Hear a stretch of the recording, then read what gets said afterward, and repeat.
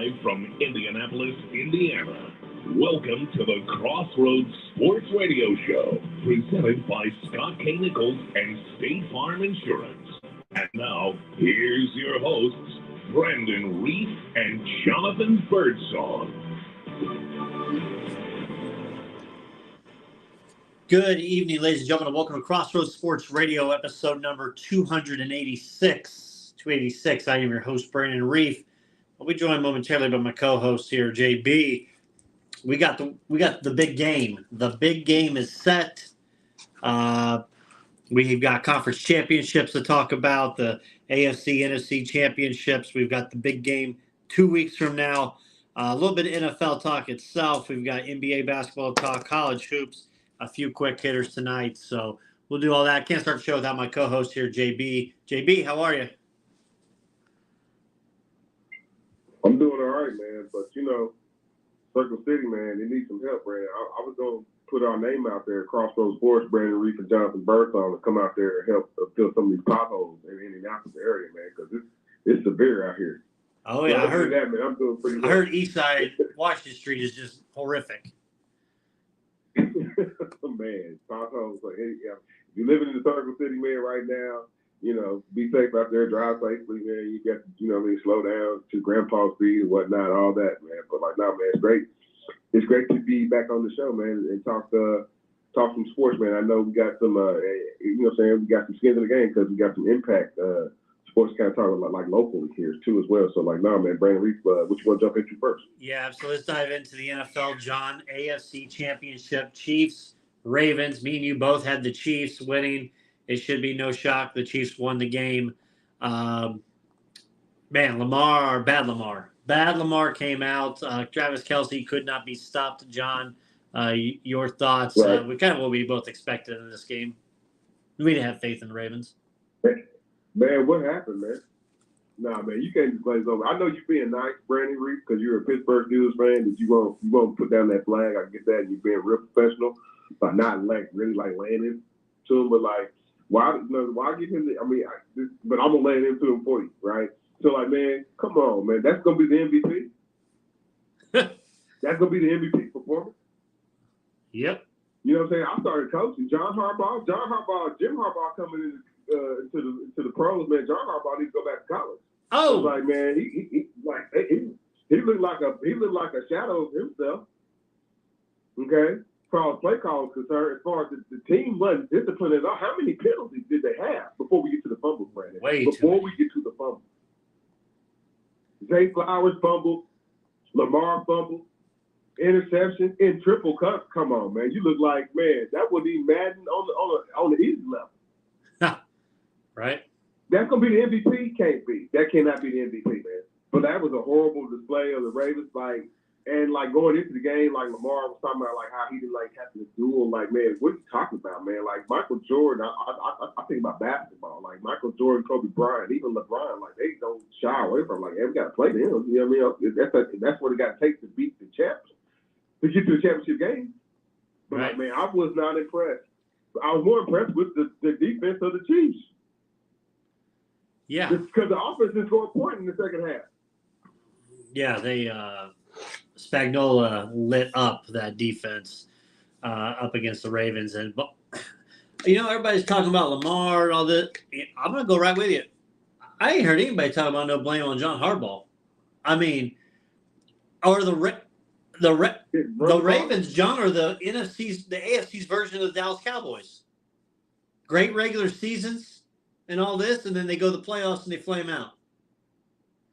Well, see, Brandon, let's go back about 6-7 episodes, man. I had come out and said that Lamar Jackson and Dak Prescott was the same guy, man. Y'all was like, man, nah, man, y'all had to get the and he's not. He's the one up from Dak Prescott, but you're gonna get the same results, man. Big light, big moment, it's not gonna happen. Right now it's not gonna happen. But you know what, Brandon? I ain't seen no tweeting. Remember after the season last year, like, you know what I'm saying, he was talking about the contract and all this, and I ain't seen nothing. Lamar, like, where you at? They getting off on the hook though, Brandon. It's okay, man. People respect the Ravens, man. They don't, and like, they look at it like it's not Well, I think people think the eventual champ is gonna be the Kansas City Chiefs, so like they look at it like that. But like, man, that was a piss poor showing, man. Yeah, it was. It was Dallas Cowboy-esque. I mean, Cowboys fans would say, yeah. And it's why did John Harbaugh get off the hook? I mean, how many times he led a team and they ain't done anything, right? I'm looking right now. I want to see this because Baltimore. I want to see the Baltimore Ravens seasons. And John, looking at their seasons, just in the last. Well, let's say, okay, this year, 13-4, loss. 10-7, loss in the wild card. 8-9, last in the division. 11-5, lost in the divisional. 14-2, lost in the divisional. 10-6, lost in the wild card.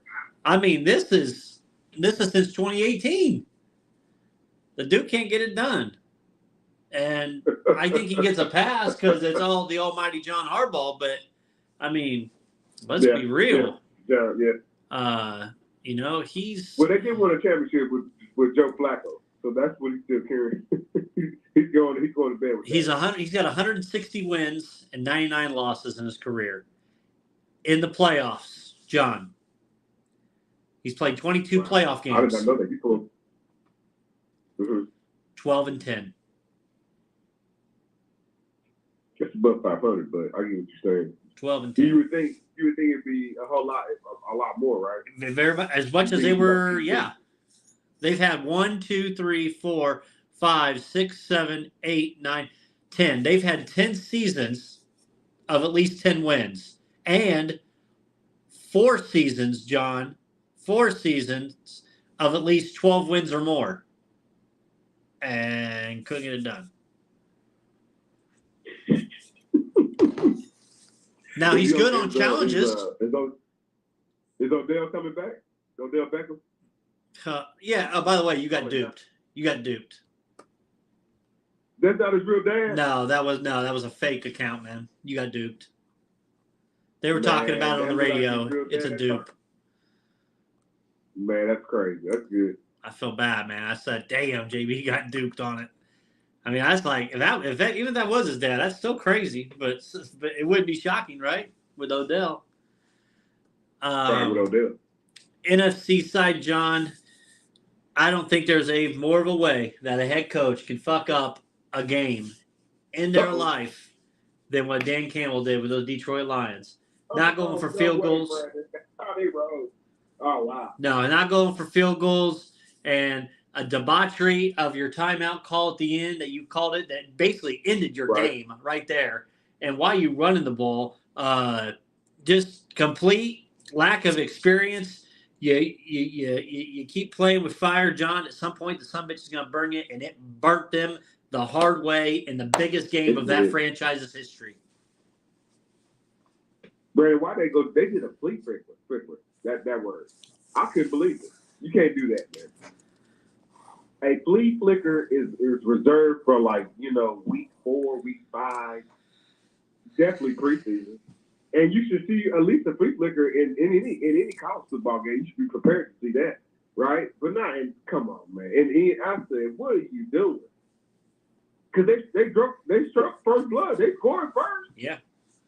They looked like they got up big time. They looked like they should have rolled. They were up 14-0 to start. That'd have been incredible. Could you imagine the Detroit Lions in the Super Bowl? Now here's what I'm gonna tell you, Brandon. That's the culture that he's brought to that franchise and that energy. Like, let's go for it. Let's win it all. Let's try to win.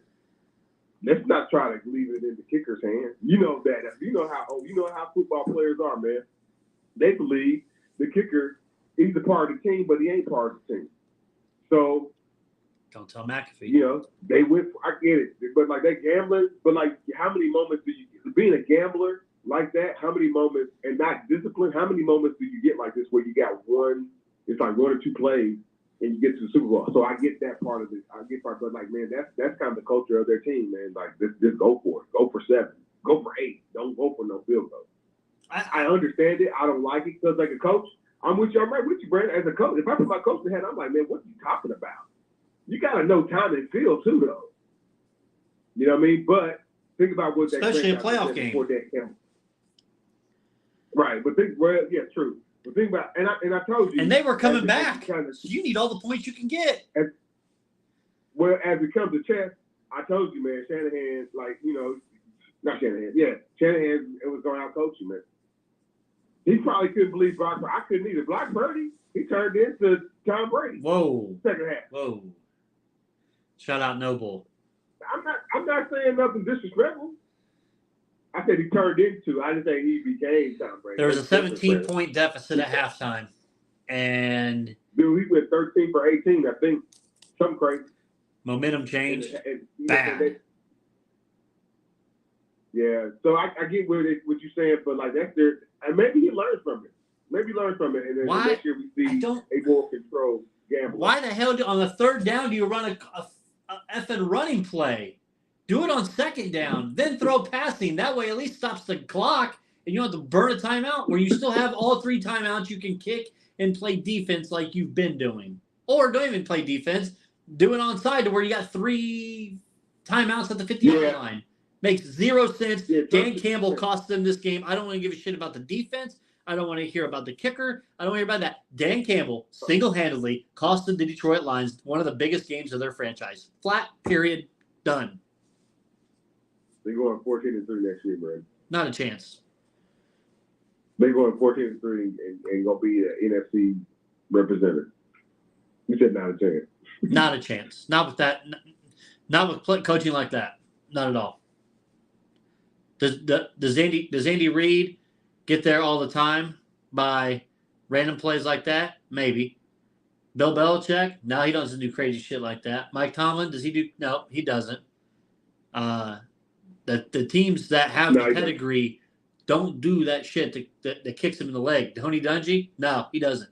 So why the hell would you think in how many years the NFL has been around that you're going to buck the trend? It's cute during the regular season, but not during the playoffs. You take all the points you can possibly get.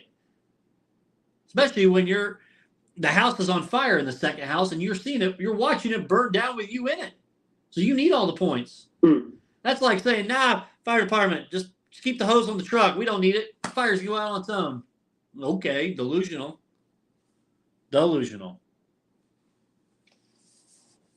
Makes no sense. Got to ask you about Patty Mahomes.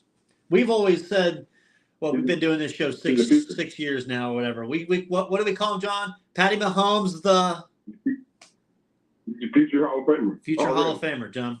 Future Hall of Famer. 6-year starter, 6 straight AFC championships, 4 Super Bowls that he's been to, 28 years old. Yep. It's amazing. The resume already. It's amazing. And it's not like just a resume. He thought he's a leader. He got a little whiny this season, and we kind of seen the pressure of, like, you know, he puts on himself in the team and like where they want to be and how special they want to be, right? I think everybody in there wants to be special. Even though, you know, the wideout left, he got paid with Miami, right? And, you know what I'm saying, they revamped their defense, so now there's some specialists on there. But Patrick Mahomes, the best quarterback, man, I like Brandon, like, I just knew it was when they got the ball back and they just had to get a first down. So that it was the 2 minutes, it was like 2 minutes and 41 seconds. I was like, dude, he's gonna throw a ball. They needed it was like third and long though. Yeah. I thought. And not only was it third and long, but it was like a long, you thought like, okay, maybe it's going 7 yards or whatever, something like that. Right? It might have been 35, but it's still third and long, right? Anyway, they go down and get 18. It was like perfect. You knew it was coming. They couldn't do nothing about it. Damn receiver caught the ball in his back. He still caught it though. But like Patrick Mahomes is he's a great. He just orchestrates that offense and just knows like where to throw the ball at and like how to sidearm it, and it's a beautiful orchestration of how to play quarterback, man. Unfortunately, but as far as MVP is concerned, he didn't have a great season from a 1-loss record, you know what I'm saying, unlike Lamar. So he won't get that, but he's the best quarterback. He's the most valuable player. He's the future Hall of Famer, Patrick Mahomes. John, I saw somebody post something this week on Twitter, and it got me thinking. And you're not. This is a take that you are not going to like, and the city of Indianapolis is not going to like either. John, I think he's better than Peyton Manning now. If he wins the Super Bowl this year, better than Peyton Manning. Sorry, not there with all the stats, but overall, John, he's better than Peyton Manning. He is. He ain't got the MVPs yet, buddy. He ain't got the MVPs yet. MVP don't mean shit. No, MVP don't mean like I can't help Lamar. MVP, like Peyton Manning's straight MVP. Don't do that. Right. Don't do that. Okay, so Peyton Manning's played 200. Okay, so completion percentage, it goes to Mahomes. Mahomes has got him by 1.5 points. Passing yards per game, Mahomes has got him by 26 yards per game. Passing touchdowns through 6 seasons, Mahomes has got Manning beat through 6 seasons. Overall, Peyton threw 539. Patty Mahomes at 219 already through 6 years. It's funny. Quarterback rating, Peyton Manning was a 96.5. Mahomes is 103.5. We talk championships. They're both even. Pro Bowls, Manning had 14. Patrick has had 6 through all 6 of his years. All Pro, 10 versus 3, Peyton. And then MVPs was 5. Mahomes has got the 2. Super Bowl MVPs, Manning had the 1. Mahomes has got the 2. John, I'm telling you, you got to start thinking that way and put your homers away if they win it this in 2 weeks. That he is approaching passing Peyton Manning possibly as being one of the top greatest of all time. I hate to say it, the dude's 28 years old, but I'm not seeing anything that's slowing him down unless he has a severe injury, God forbid, in the next year or 2 years or so, But you got to put him up there. He's got to be up there right now. Has to. Well, let's hope. Also hope the security blanket doesn't necessarily get too distracted or wants to retire or anything like that. I don't know if his relationship, like they have a special, like him and Travis Kelce have a special relationship on the field, right? It's kind of like Gronkowski and Tom Brady. I know, I can't remember, Brandon, how many champions. They don't have many. Gronkowski wasn't there for all the Patriot runs, I don't believe. But I do. Maybe what? I don't. Yeah, but my point is, man, like you gotta have. Gronkowski just as special. Kelsey just as special as the relationship is. Right. The importance of the relationship. So like I don't know, like if that. Remember when Gronkowski was running around and for the WWE, the 24 champion or whatever, he took that time out. It didn't look like the same Tom Brady. Tom Brady, that's when he, I was gonna say transfer. That's when he signed with the Bucks and talked to Gronkowski come out of retirement and boom. I agree, but also I think people said that somewhat about Tyreek Hill. Well, Tyreek's leaving the Kansas City. Is leaving Kansas City like that. They did. That's a top 5 wide receiver in the league. Okay, good call. But right now, you know what? Travis Kelce is on his way to be right next to Shannon Sharp and Gronk, whoever else you think might be the greatest. So Mahomes. So that's good. Mahomes is thrown 39 touchdown passes in the postseason in his career. 39. If he throws 1 in the Super Bowl, he ties Peyton Manning for all time. If he throws 2, he passes Manning and has 5th place by himself for passing touchdowns in the playoffs. That'll put him at 41. Joe Montana and Rodgers are at 45. They're number 2 and number 3. Brett Favre is 44. He's at number 4. So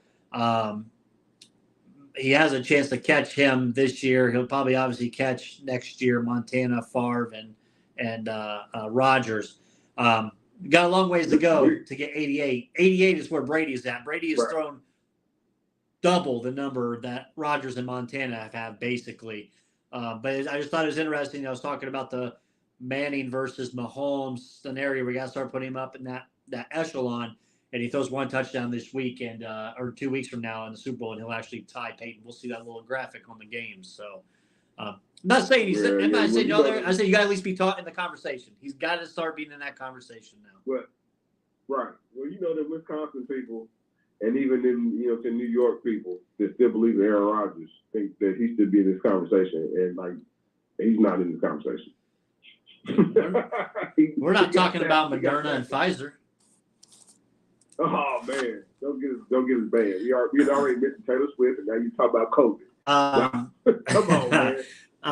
Early line for the Super Bowl, John. Oops, supposed to say the big game. Sorry. Early line for the big game. It opened up as 49ers -2.5. I immediately took the Chiefs +2.5, and then also I took Chiefs. I have a Chiefs future that I placed before the Super Bowl started on DraftKings at +700. It's down to 1.5 now, so some good money's coming in on the Chiefs there. We'll have our picks next week. We'll do our official picks, even though I kind of just gave you mine a little bit, but I'll give you some prop bets next week as well that we'll talk. Jimmy Harbaugh, John, was, quote, starstruck after his meeting with Justin Herbert. You believe that? I mean, this dude gets starstruck at when it's turkey and mashed potato night. Oh, man. You just trying to get on the good side of them Ohio State people, man. That they got mad at us because we said they was going to get steamrolled, man. Anyway, he has to make he has to believe in that quarterback because the Los Angeles Chargers are not only necessarily are tied to him, period. And he's supposed to be able to fix the reasons why, the Chargers can't win close games. I don't want to pull the stat right now, but like maybe how many it might be out of a 17-game season. I think they had 6 to 7 games where they returned about 6 points or less that they didn't win, and you have a superstar quarterback and like this, and on the defensive side, they got a boast. They got some, a boaster, right? But they don't have they got some fixes they need to fix on defense, right? But like I said, and actually Jim Harbaugh was there to fix that too. So when he comes out and say that, it's like, yeah, I mean, of course he's going good because like he's the part of that's something that he probably doesn't necessarily have to fix so much. I'm sure there's probably some things he's going to change up for Justin Herbert, you know what I mean? But no, that's something that he has to say, man. Glowingly has to say, man, because in that division, like you said, Brandon, the Chiefs ain't going nowhere. No. So like you up against it, and I mean we know Denver, they're a hot mess, but they're improving. There's a mess they're gonna fix. You know what I mean? So, Brandon, I still can't believe he left. But like you said, the championship probably gonna have to get vacated in two seasons after they go through what he did wrong. So, like, no, man, it's like no new things are brewing in the Charger land, man. Like I said, I heard from y'all, get y'all fantasy, you fantasy deals, make sure you draft Justin Herbert, so because it's like gonna be a pretty good season for him. Art Rooney came out, had his press conference for the Steelers this week, said we like where we're at with Mike. We like Mike. We're sticking with Mike, but it's time for the Steelers to start winning in the playoffs again. So with that being said, they went out the very next day and it made it official that they are hiring Arthur Smith as the Steelers offensive coordinator. John Arthur Smith, formerly of the Falcons, formerly of the Tennessee Titans offensive coordinator, where the Titans had number 2 and number 3 offense behind an average Tannehill and a Derrick Henry and Joan A. Smith type of offense. So I did a lot of research on Arthur Smith and heavy in the run game, improving the run game. The run game was good last year already with Najee and Jalen Warren and that aspect. And now you got to feel like this offense is coming a little bit more heavier with the run game with Arthur Smith. And is it maybe Kenny's not exactly where we want him to be, so we're going to rely a little bit heavier on that run game until they figure out that quarterback thing. But and here's my thing. If you got Arthur Smith, a running guy in there, you're going to improve the run game. The play calling is going to change, which I like. I'll accept Arthur Smith. I've seen a lot of good things, a lot of people saying that it's going to be a good pick for Pittsburgh. So I'll take that. What I need, though, is a good quarterback coach. I need a new quarterback coach that's coming in that can take the Pickett, has got a history of it, can work with Kenny Pickett or Mason Rudolph, whoever the hell it is, to improve them. that's what's needed next. So we'll see where the quarterback coach comes from with the team. But Arthur Smith, I wasn't too sure. I did about an hour's worth of research and listened to some people talk about him, and I'm on board with it. I wasn't at first, but bring on Artie. Artie Smith, welcome to the Pittsburgh. Yeah, I don't know, man. I don't necessarily like the well-traveled guys too much, man. He's got some bags, packed his bags from place to place, man. He has, man. But now I am a little concerned because he had hell of a talent in Atlanta, and they couldn't do nothing with it. Yeah. But I mean, Pittsburgh Steelers, they don't mind firing those offensive coordinators. You know that they don't mind that. But no, man, it's Kenny Pickett the starter. He's got a chance. We've seen Mason Rudolph win some games, whether big important games, right? But he's not a starter. It's Kenny Pickett the starter. If he ain't after man, they got to figure it out, Brandon, because like Mike Tomlinson said, like they got to stop thinking like scoring like averaging 17 points a game. You're not gonna win those. You're not gonna get you no further deep into the AFC or to Super Bowl. But if your team is averaging 17 points, this ain't that NFL anymore. I'm not saying you got to get up in the 30s. It wouldn't be bad. You know what I'm saying? But if you have a football team that can get in the 20s, you know what I'm saying, 25, you know what I'm saying, I don't think you're doing yourself your football team a good service by, trying to advance. So I think they got to start a quarterback. And like I said, man, the offense starts, also with offense coordinator and like what they can draw up. But like you can't be patchworking if you're still, you can't be patchworking with quarterbacks and putting them together. You still like your quarterback room. It's still strong, but can it get better? Do you have money to spend on or one, whatever free agents kind of come over? And also, Barry, they also got to get younger through the draft on the defensive side and offensive line. Offensive line play well, but they got to get younger at different positions as well. So, those are the kind of questions, I would be, probably done if I was a Steelers fan or Tom was in front of me. Like, how are you going to improve the quarterback room, the situation? That's where I kind of see things at for them. Colts fans and the Colts themselves are a little pissed off, John. They announced the awards finalists, and Shane Steichen was not a finalist for Coach of the Year. Dan Campbell, John Harbaugh, D'Amico Ryans, Kyle Shanahan, and Kevin Stefanski. All of them are viable candidates. I would say Steichen would be sixth on the list, but if you want to be number 5 on that list and you want to be a nominee for the Coach of the Year, beat D'Amico Ryans at home for a playoff spot in a division, basically. Right. And you didn't do it, so you don't deserve it. Right. Plain and simple. Right. And I get it that he lost his starting quarterback, and was able to, but okay, so Stefanski. Yeah. Well, yeah, right. So he lost 2. But like valuation on this, the reason why Colts fans are, thinking that he should be more so in the conversation is because look at the hot mess that it was last year with Jeff Saturday leading the team, and the team, definitely bottoming out, right? Now somebody who really wants to be here, and I'm not saying Jeff Saturday's commitment. As soon as Jeff Saturday had 2 weeks off, he was back at ESPN, right? So with the commitment to being the head coach, with Brandon, you talk about Dan the Gambler, man. Steichen's the gambler just damn stuff. You know what I mean?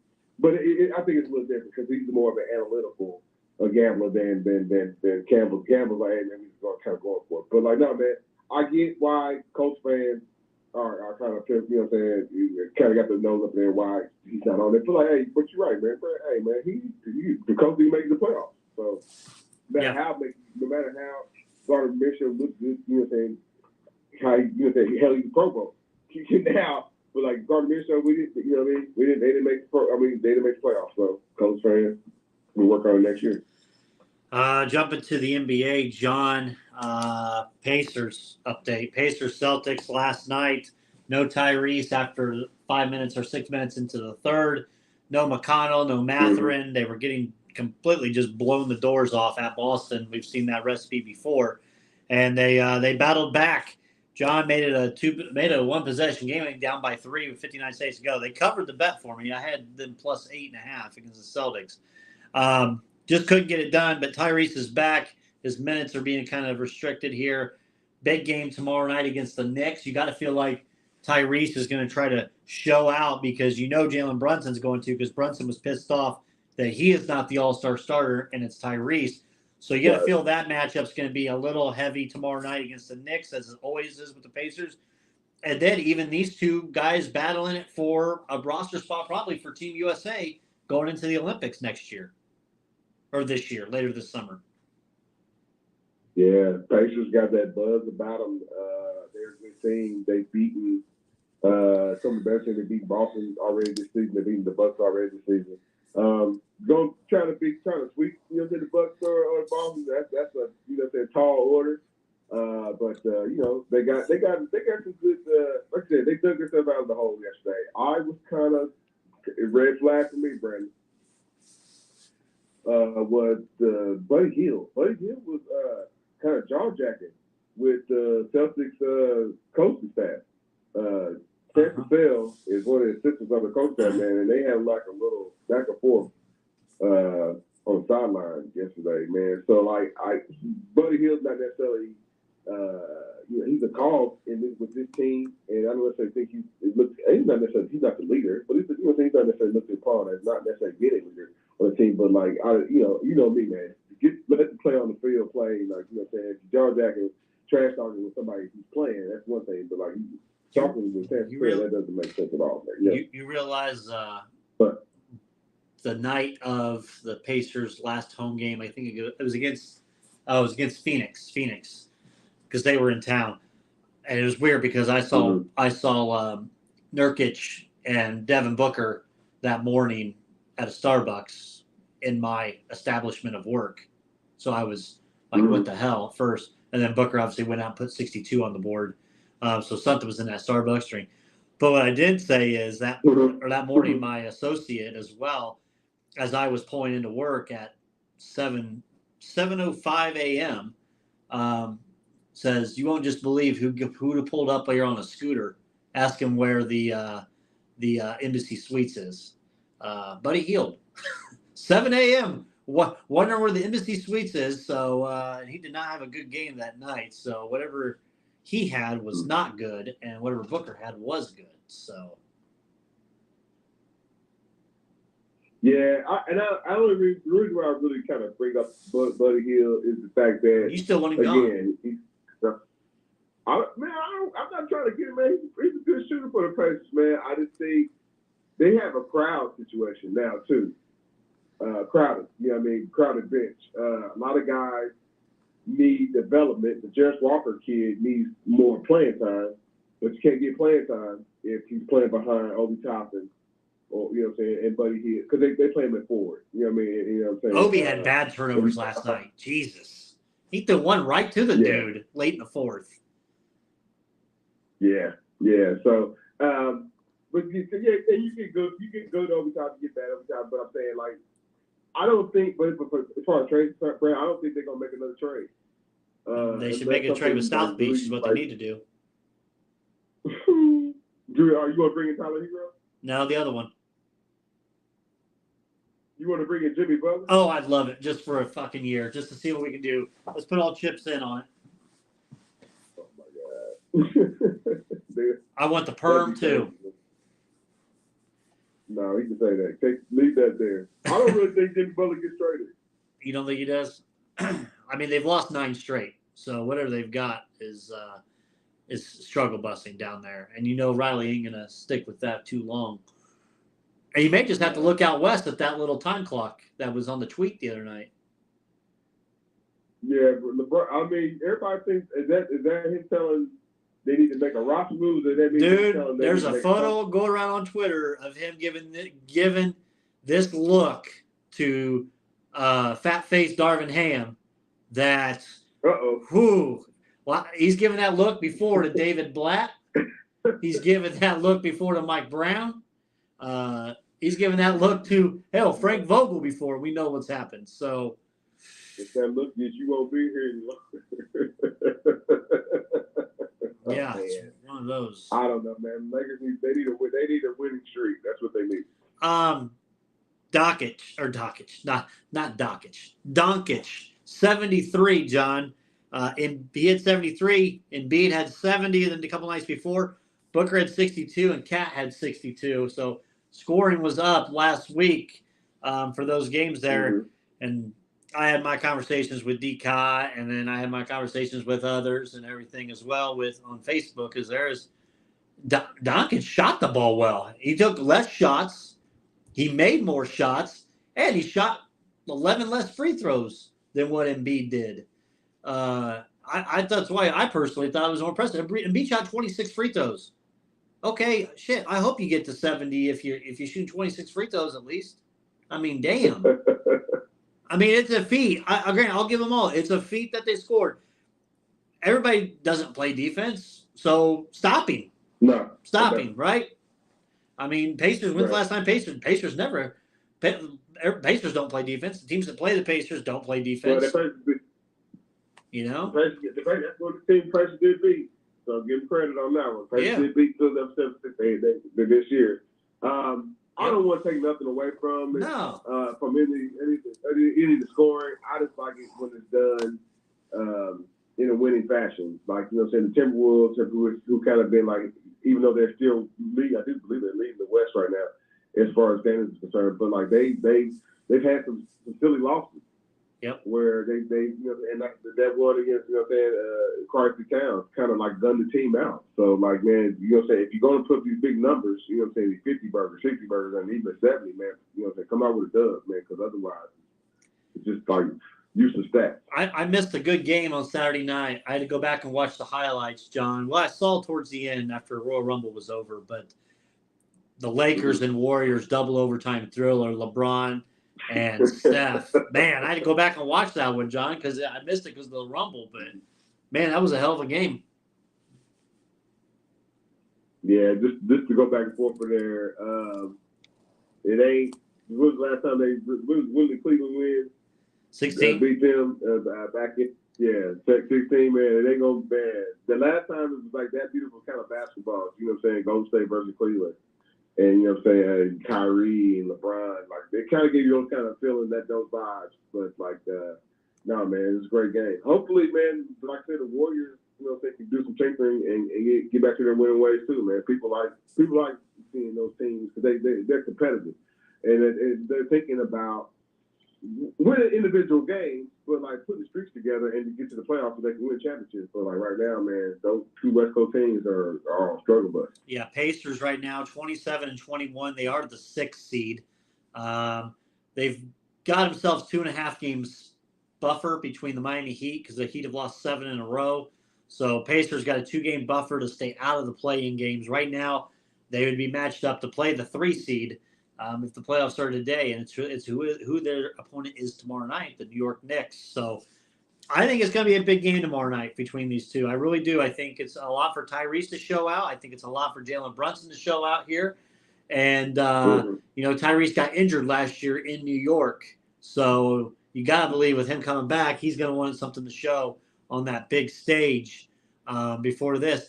And, John, I think if you look at the Pacers schedule, I believe it's pretty favorable for February and to March for this team. That they've got a little bit easier of a schedule, if you want to call it easy in the NBA.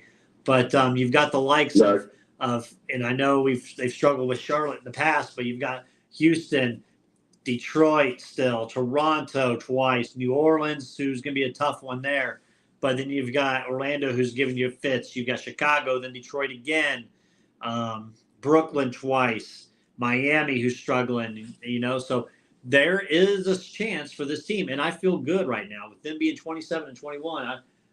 I put that bet on DraftKings before the season started over 39.5 wins. So I just need 13 more wins by the Pacers to finish this season. So we'll see what happens. They've got 1, 2, 3, 4, 5, 6, 7, 8 games left before the All-Star break. And of those 8, 1, 2, 3 of those 8 are at home. And the other 5 are on the road. So their next home game will be Friday night, a back-to-back after the New York game against Sacramento with Domantas Sabonis and company coming into town before you go to Charlotte on Sunday. big game. And it'll probably be some, not necessarily from a paper standpoint, there'll be some more player movement.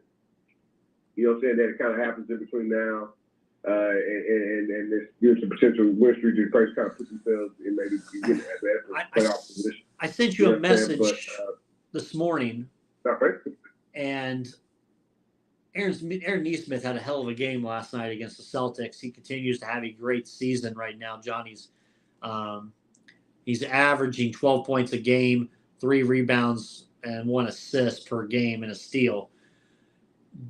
With his value being as high as it is, John, do you try to see if you can, as much as I like him, I don't think his values can get much higher. I think you try to see if you can package maybe him and Obi and something else to try to bring a third-degree star into this possible Pacer lineup maybe. You got to at least see what's out there. Yeah, that'd be the only thing. That would be, you know what I'm saying, good to another team. You know what I'm saying? Those two guys, those kind of switchblade guys, you can put it, they play either forward spot, small forward or power forward.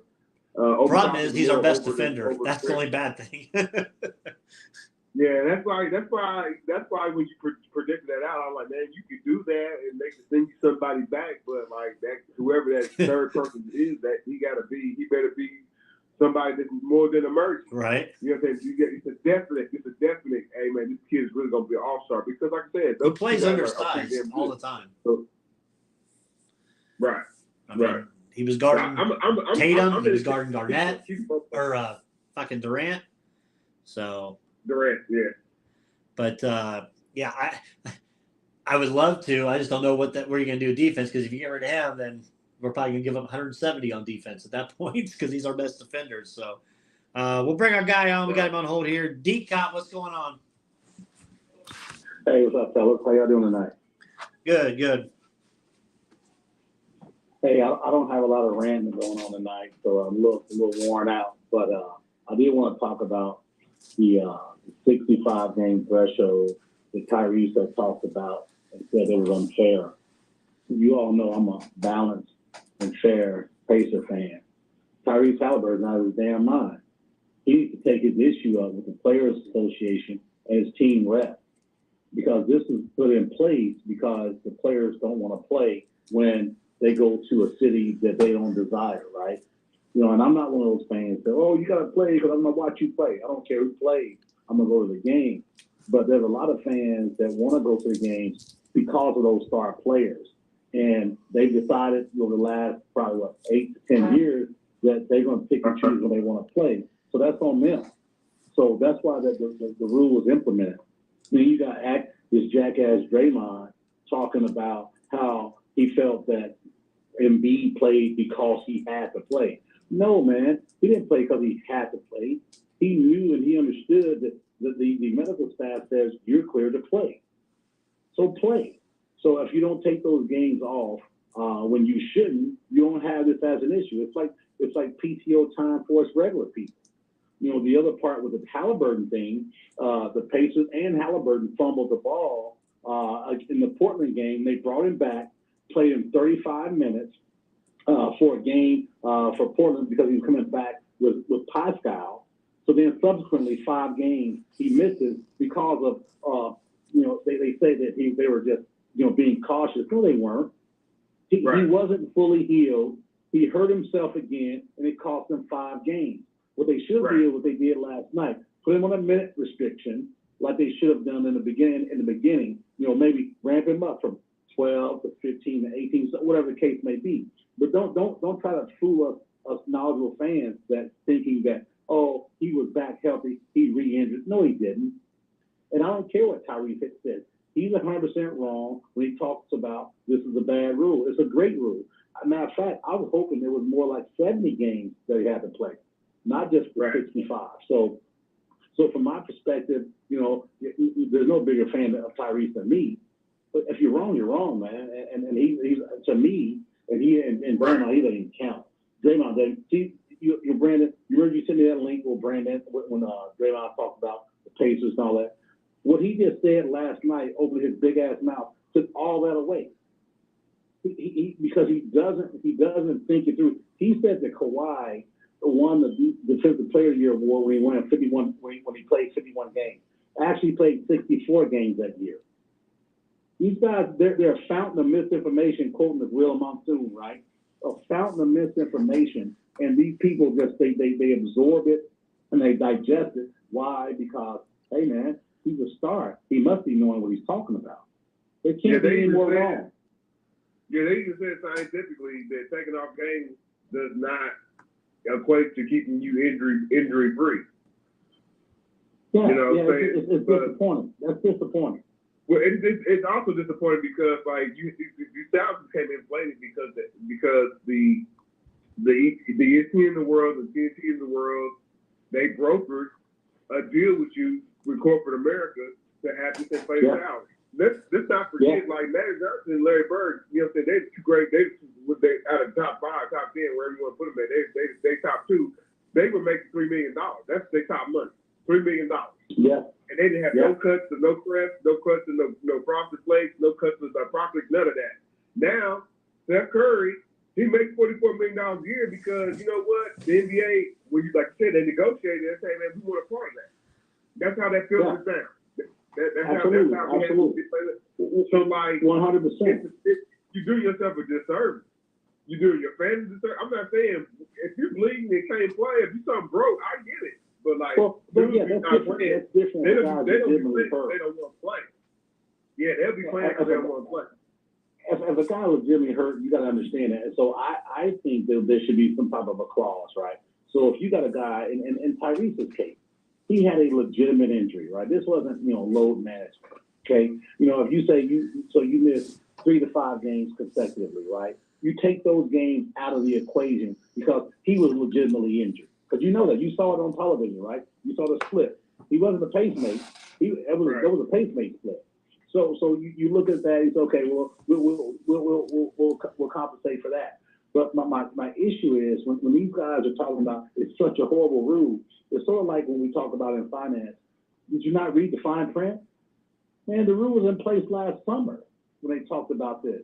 It's almost like these guys didn't care what was being said. They said, I'll just deal with it later. And then dealing with it later, now you're spewing out. And I hate the fact that Tyrese is saying this because he sounds Draymond Greenish. This is a dumb rule. I can't believe they're doing this. I don't want him sounding like that, man, because he's a darling of Indianapolis. He's got the smile, he's got the moxie and all that stuff like that. But he sounded like a damn fool when he said that. This is a dumb rule. What he doesn't, and here's the last part of that. What it tells you again, I told you guys this before, these players don't give a damn what the fans think or feel. I know that they get on the mic and say, hey, we did this for you guys and you all are doing this, you all brought us through. That sounds good. It's sort of like when your wife tells you, how was my dinner last night, and damn well you didn't like it, but hey, I loved it because you know what? That's the right thing to say. And by the way, my wife is a great cook, by the way. My wife being from Mississippi, she's a great cook, not a good cook, a great cook. But my point being is you say things because it's the right thing to say at that time. And I would hope that most fans and people that are watching understand these players are saying this because they know that's what they're supposed to say. And Tyrese said last night, and also Green, they're saying, we don't really care what y'all say. We don't care what y'all think. That's disappointing because, the fans are really heartbroken and hurt when they go there and they don't see their guys play. So I just want to get you guys' take on that. That's my little bit. That's my only rant I've got. And I'm not going to even address the Dockets thing, Brandon. It's beneath me, man. It's personal, and I'm not going to even go there with that dude. But what do you guys think about the comments with Halliburton and dumb Draymond? It's something that he's probably going to, I'm not going to say come to regret or come out and apologize, man. He has really embraced, as far as from a young standpoint, I never think it's going to happen after some of the patient debacles with Paul George and Victor Oladipo, kind of turning their back on Pacers organization when, the contracts were, saying, hey, man, just sign it, right? But like, no, man, this kid has really embraced Indianapolis. He was on the radio station with something he did after a loss, man. It's kind of a position but he was kind of answering questions, right? So he's kind of, like I said, he's embraced, and I jokingly say, it's like, hey, man, they had him out there at the 500s, and he got to, to drive around the car with Mario, right? So, like, nah, man. But, like I said, but he's going to have to also learn that, like what did Peter Parker say? If you're a Spider-Man friend with great power comes with great responsibility. Absolutely. You want $54 million, you ain't going to be sitting on your ass. Yeah, you know what I'm saying? You know what I mean? Or price talk. That's not how that works. The problem, the challenge is, you're right, JB. The challenge is he doesn't fit the quote unquote narrative of a guy wanting to sit out and rest. He's legitimately injured.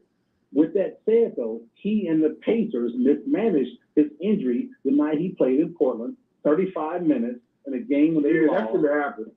Subsequently, missing 5 games after. They're also playing this stat game too. Like you gotta have Stephen that says, like, no, man, the Pacers just want to play the fans and I would assume the organization just was a dub. We don't care. Right, exactly. Because it mattered last night.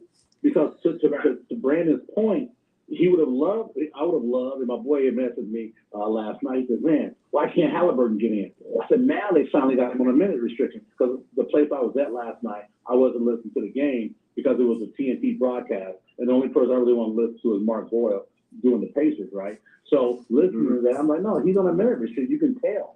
So you think, okay, you come back in the third quarter. I would have thought, it's easy to second guess.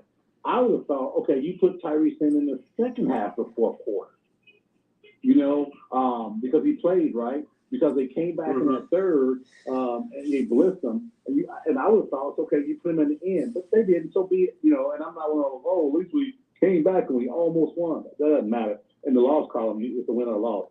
But with that said, I hope they you had a game, you had a date this week today to give him, some treatment and all those things. But I'm going to tell you now, tomorrow they'll beat the Knicks. They will absolutely beat the Knicks. All I've heard all day on XM86 is Knicks this and Brunson this and blah, blah, blah, blah, blah, blah, blah, blah, blah. I'm telling you now, as the Pacers continue to get better as a team, they're going to be a better team than the Knicks because they got better players and they got a better identity. We'll see what happens. Yeah, the Knicks play defense, strong defense. That's all great. It's all fine and dandy. But I'm telling you, I'm taking the Pacers. I'm not sure what the spread is tomorrow, but I might put a little bit of my Anderson winnings tonight.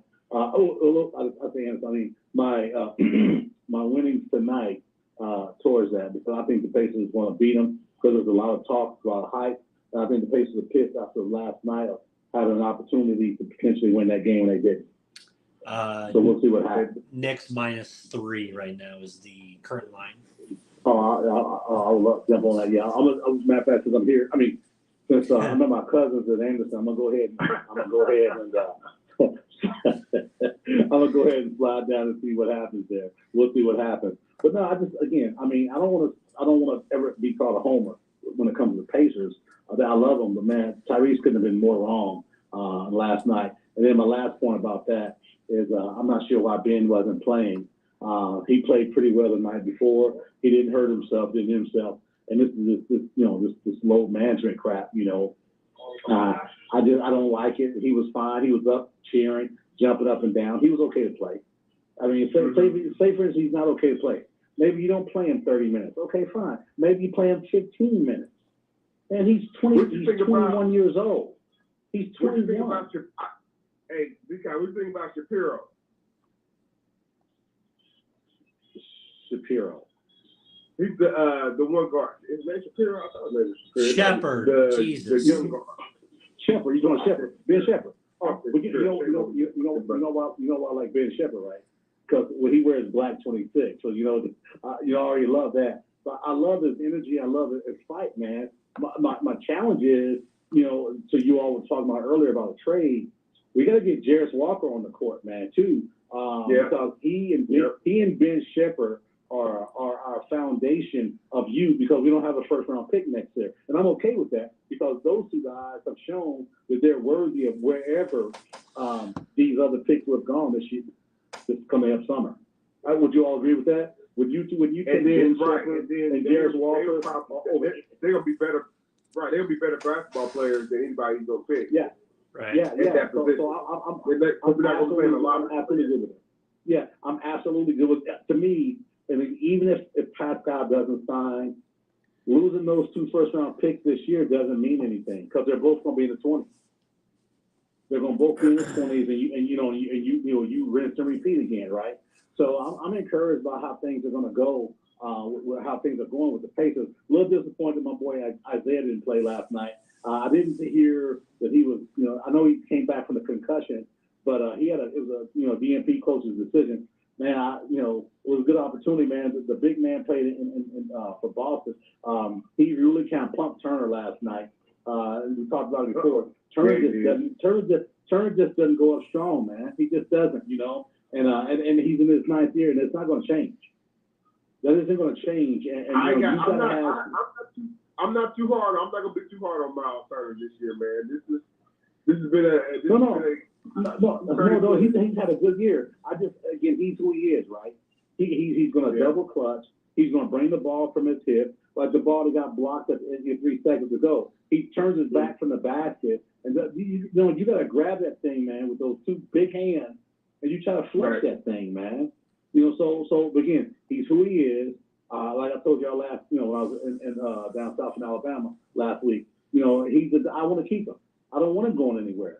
But man, we got to know who he is, and we got to accentuate his strengths. We can't put him in a situation where it's not a strength. He's not a post player, man. That's why I keep telling you, we need a man's man, right? He's not your post guy. Yeah.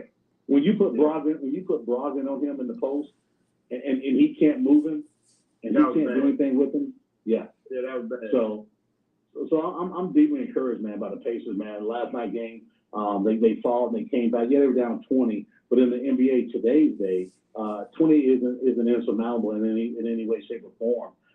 And I love the way that Nembhard is shooting the ball. You all know what I feel about the Pacers, man. I'm all in. And I'll probably go to the game Friday night. It's not my game, but I'm gonna go, man, because I'm really feeling good about what they're trying to do, man. Realistically. Other than that Halliburton injury, I think they've handled and not giving Isaiah as much time. I think they've handled things pretty much perfect. You talking about Washington? You ain't talking about Isaiah Wall. You talking about No. You see, JB, there you go again. Brandon and I got this issue on IU. You and I got this issue on Isaiah Jackson. I'm just saying, man. I mean, the guys continue to improve, man. He's played his butt off. He's been a good soldier, man. You gotta reward that in some way. He played better, man. He played better. Yeah, I don't know. I know you don't know, but I'm hoping I'm gonna get down there Friday night. I've got some stuff this weekend I'm doing, so I'm gonna plan. I may try to take one of my little mamas down there with me, man. I'm not sure if I'm gonna do it or not, but I'm not doing anything All-Star weekend. They sent us a link so you can take holders, man, for the link for the All-Star festivities. Did you all take a look at the prices? Brandon, I know you've taken a look. Have you taken a look at the prices? Yeah. Oh, no. That's ridiculous, man. Yeah. I can't do that. Yeah, man. Me and my guy, we were talking. I used to keep you anything. Because it's an NBA deal. Just so like the NCAA tournament a couple years ago, the finals and the playoffs. That's not an Indiana thing. It's an NCAA. In this case, it's an NBA team, man. I just can't do that, man. I'll walk around. Maybe I'll go watch. Decott, let me ask you this: as a degenerate gambler like me, before the playoffs started, I placed a $100 bet on the Kansas City Chiefs to win the Super Bowl. Their odds was plus 700, so that would be it would net me 8 if they win the Super Bowl. Do I hanging out when you win? Do I hedge and put a bet on the 49ers? That way I'm guaranteed a decent amount of winnings still?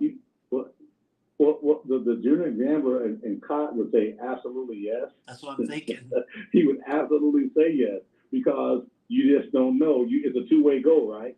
Yeah. So the gambler in me says absolutely you put a little bit on San Fran. You may not put as much on because you're not going to win as much at this point, but you put a couple dollars enough to cover my $100. Yeah, exactly. You going towards a couple bucks, and then you take whatever that winnings you get. You call me, and we either meet up in Shelbyville or Anderson, or if you want to wait till the new Terre Haute opens up in April, we can make that happen too. You heard about that, right? Yeah, we can go Blue Chip. That one just opened. Yeah, man. Yeah, no, Blue Chip is up in Michigan City. Well, yeah, that's what I'm saying. We can go up there. City, we just took over operations up there. Listen. We get free parking. Oh, that's down, man. Listen, don't get me started, man. We have to, we'll message offline, but don't get me started. Don't get me excited, man, because I'm all in for sure. But yeah, I would definitely. Hey, I'll tell you this, sure, and you can record it. You can record this section for you. Mike Woodson played Anthony Leal last night, and I've been calling for it because the dude, when he gets out there and plays, can play, and he did it, and he. Yeah, you have. They need to play more minutes. He tried to say in the press conference, well, this is what we do. No, Mike, just admit. You put the kid in, and he excelled. He excelled. He did what he needed to do. You said it. You said it, and Mike said, he gave him his flowers, man, which I really like. I appreciate that. A lot of coaches, wouldn't necessarily give the flowers. They were like, oh, it was all my idea. But I just hope, it was a great win. I mean, not a good win. It was a great win. They needed that win big time. And I'm hoping that kind of turns the tide a little bit and get these guys going. But I saw some stuff on Twitter. It looks like my man CJ's probably gone. I haven't talked to I don't talk to his dad and like that, but I think he's gone. I don't think he's going to be a Hoosier next year. And if this thing doesn't turn to the way to where NCAA tournament bid, I still say, like I said last week, I still say this next season is Mike's last season. They're definitely a better team right now. They are a better team now with Xavier Johnson out. Broken finger, or broken wrist or whatever. I put it on Twitter last night, and IU Faithful came at me, and I said, "Hold on now." I said, "Y'all are just denying it." Tag me in that. You got to tag me in that stuff, man, because they're just all they are is a bunch of homers and feel like, well, we're Hoosier fans. We're 100% right. It's just like the Halliburton. I have people tell me, "Oh, you're wrong. I thought you were a Pacer fan. Why are you saying that about Halliburton?" Because it's the damn truth. What the hell do you think? Bro, they're better without Xavier. I'm going to be blind. We see it. Yeah, you're right. So no, tag me in that stuff, man. I'll get in. I'll go in. Two hands up with you on that, man. Because people don't understand. I think Coach Wooden has sold some of the athletic guys that he has as like I can get you to the next level. Because when I look at those guys, their body types and how they play, they're trying to get to the NBA. Right. My dad told me the best analogy of that, and it is right what you said, John. Mike Woodson recruited athletes, not basketball players. Think about it. Right. So that's exactly because Lil, I don't know. It frustrated me a long time ago. Like, man, I'm like, Lil should have been like, man, Butler would have unleashed him a long time ago. You know what I'm saying? Another school would have unleashed him a long time ago. Yeah. You know what I mean? Go ahead. You have a guy, you got Woody. He said, "Listen, I'm on the back side of the hill, not on the front side of the hill." And he's thinking, like we think sometimes, big money really quick. Let me hit the big one. I got $50. I'm putting 25 on Black 26 and 25 on Red 9. Brandon, you know what I'm talking about. Yep. I'm not here for a long time. I'm here for a good time. And I think that's what the situation is, right? That's another analysis I can use for y'all later on. But I think that's in part of what Woody has done, right? To the I can get to it. Yeah, I can get, because I'm thinking sometimes they think, okay, I'm gonna get these guys. That's gonna give me other guys, right? And that hasn't happened yet. I'm looking. We got the kid, the one kid is the top. There's a McDonald's All-American. I forget his name. I was gonna say Flag. It's not Flag. But we'll see what happens as the summer comes. But if they could get that weird kid to play 5 games like he played last night, they'll win the 5 games. You know what I mean? Well, they need it. They got to get to the tournament. Well, in order for everything to kind of like maintain, man, nobody wants a sucky IU team. You know what I mean? Everybody wants other than Purdue fans. No, I want a good IU team out there. I do. I'd rather have Purdue play a really good IU team and have a great game and have basketball exciting than the state. I don't want it to suck. Well, Brandon, you're more realistic. I'm talking about the other Purdue fans that aren't like that, right? So you're cut from a different cloth. So like with the real I look at it. Right, I look at it like just the pride of like Indiana, not Indiana hoops, but like the Indiana, like man, like when we talk about basketball, like we feel like what I'm saying, there's pride down in West Lafayette, there's pride in Bloomington, there's pride down there in Hinkle. You know what I mean? And hopefully we pride one day back to Muncie. That's a whole other situation. But you know what I'm saying? We know there's history in Muncie. There's history in Muncie where they went to the Sweet 16 once upon a time ago. But like when you talk about basketball in the state of Indiana, man, we want everybody wants to do that and level up. And right now, you want that energy. You want that energy going for sure. Yeah, we want that energy. Yeah. Purdue Boilers are in a battle right now. Up one with Northwestern. They're up 1 with 8 minutes to go in the game. They've come back. Northwestern was down, I think, 13 at the half. They were. And I was watching here at the my cousin's house. This ain't your average Northwestern doctor team, y'all. These teams 15-5, 15-5, 6-3 in the conference. Northwestern, 4th in the conference. What's his name? Boo Booey. Yeah, he's got 19. God. Definitely. So last thing, fellas. So check this out. We're not talking, other than NFL and the Super Bowl, we got that out there, right? What do you guys think about what's happening down in Arkansas? I know you all, it's not in your wheelhouse. Have you all heard about what's happening down in Arkansas? It was about their star player got dismissed, didn't he? Well, no.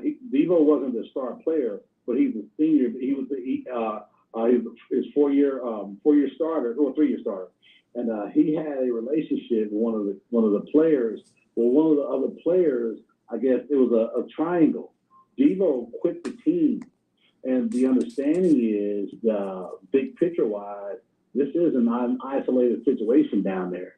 Looks like Musselman is looking to leave University of Arkansas because he doesn't want to be a part of that. Obviously, I don't know how much he had and played with that. If you look at Musselman, you can kind of suspect there too. But there's a lot of talk about. There's a lot of shambles going on down there, which is why that team with all that talent. Is losing game after game. I guess there's basically a relationship within what was going on that's created that challenge down there, man. Yeah. So, I'm a part of that because I got Arkansas, Alabama. I mean, Alabama's had kissing cousins for as long as we've been around. So I mean, see, Brandon, you're gonna see. There you go. See, you know what? You know I love you, man. Hey, you teed it up for me. You teed it up. I know, right?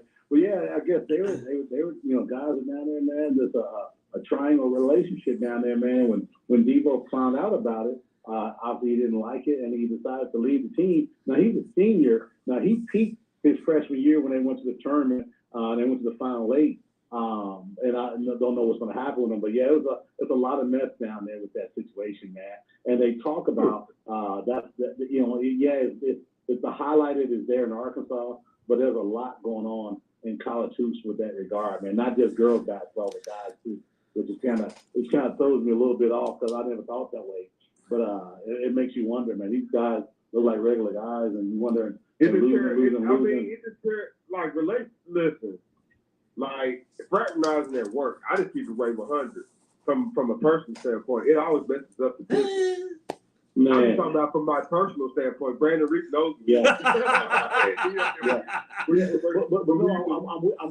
I'm with you though, man. You're 100% right. I can say some names, but I won't. No matter how shiny you look at it in a tighter group, right? When you put that in a tighter group, that's more even in a team, an athletic team. That I don't know. They might have to put in rules where you can't. I'll be honest with you, man. I don't like put that hammer down. I'm a free thinking person, but I'm free thinking with the idea that I don't have to tell everybody that I'm straight. You see what I'm saying? Or whatever. Yeah. You see what I'm saying? Yeah. Or man. Or the fact that if I do have a relationship, I'm not gonna mess up the business. You know what I'm saying? I never mess up my money. Because that, you know what I mean? I'll wait 100 with you. Did I date on the job? Yes, but you did. I didn't think it was the business. You see what I'm saying? That I do know. But you got out when you needed to, JB, too. You got out when you needed to. Yeah, you get out, right. But you're also not thinking that way when you're 18, 19, 20 either, right? You're thinking the world is yours. And you're gonna and you're thinking that the world's going, the world's going to last forever, right? Yeah. And that's why I think it's happening these guys. So that's unfortunate, man. But yeah, don't look for Arkansas to do anything the rest of the Give year. a shout out to Ole Miss. Ole Miss 18-3. Chris Beard in his first year down there has got them going. Have y'all seen the center for Ole Miss? I saw him play 2 games. I saw him last night. He looks like Wimby. He's a dark-skinned Wimbyana. He's about 7'3". He can scratch his ankles standing straight up. I watched Ole Miss Mississippi State last night. I'll get some tape on it. Brandon, do you see how long that guy is? Oh, yeah. I don't know his name. You know what I'm talking about. At least he can scratch his knees standing straight up. I mean, real talk. This guy, I mean, it's like a stretch man. Right. So looks like, Chris Beard's got some things going down there in Oxford, man. That's pretty good because he can match up with Lane, right? I know, man. So I better get your eyes on the men's South Carolina team ain't bad. Arizona, they're not bad. You know what I'm saying? And you know what I'm saying? I know because everybody thinks we Purdue homers. We're not. You know what I'm saying? But those are the 2 teams I kind of got on my watch list, man. Arizona and South Carolina. I'm with you. I'm with you on the Arizona deal. I'm with you on the Arizona, right? And I think that and I don't love North Carolina, but I like Hubert Davis, man. I like Hubert Davis. I like him even in they got Stern. They got Stern. No pun intended. They got Stern last night. They got last night. I got you. And those things happen. Damon, no, man, you ain't got. I'll send it to you. Damon Stoudemire was crying. You know why? Because he knows what he did, right? He knows what he did. Tech and Carolina. Well, for Georgia this Tech, is the '90s. Brandon Reed. In your lifetime, when you was watching ACC basketball, this ain't Thad Young. Georgia Tech was they crap. Thad Young ain't walking through that door. Hey, Memphis is own Thad Young, by the way. Memphis is own Thad Young, exactly. But this ain't the '90s anymore, so it's gonna be good stuff, man. Kenny Evans, shout out to Kenny Evans. He watched the show.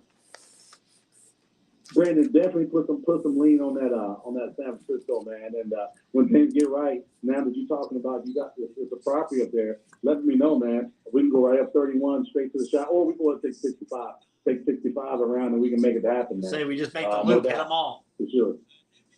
Yeah, well, I've got no problem with that. Nice little circuit. We'll take JB with us, man. We'll kidnap him like they did B.A. Baracus in the 80s. We'll kidnap him and take him with us. What, Pooh? All right, you don't know what you say, man. I love everything, man. Absolutely. Appreciate you guys big time for sure, man. Thanks for giving me a platform to kind of spread my crap, man. But hopefully tomorrow we'll win it. I'm putting money heavy on the Pacers tomorrow night. And my plan is to be at the game on Friday night for sure. Sounds good. See you, D-Cot. All right, guys. All right, that's our guy, D-Cot. John, 5.5 minutes to go. Northwestern 70, Purdue 69. Boo-booey. Just hit a big shot. So. Come on, man. And they are... Northwestern cannot win the Big Ten, man. They cannot win the Big Ten. I just put... Well, they're not right now. Wisconsin is. And they've vastly improved from where I thought they would be at.